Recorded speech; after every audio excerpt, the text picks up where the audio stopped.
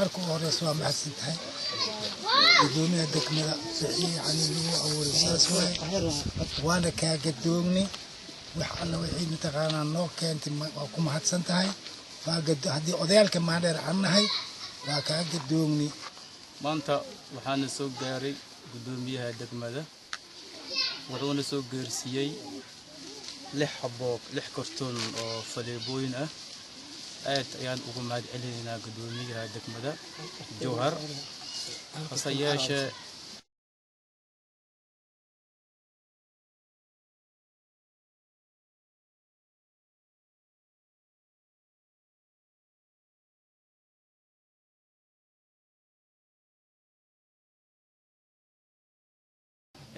sida aad ogtihiinba ilaahay subxaanahu wa tacaala isaga ayaa xanuunada keena maradka allah isaga keena isagaana qaada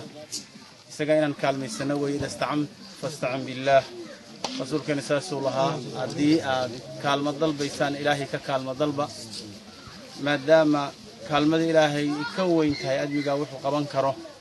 maanta anigoo ku hadlaya magaca gobolka iyo kan degmo iyo magaca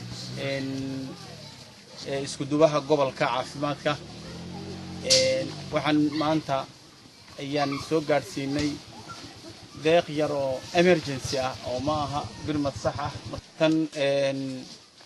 duqaantar odaygii maxaafadka qaryada adiga ahaa tan waa dhiig joojin kaliya emergency baan idinku keenay haddii ilaahay diidina dawada insha Allah bari iyo saadanbana wixii markaan keeni karna waa idin keenina insha Allah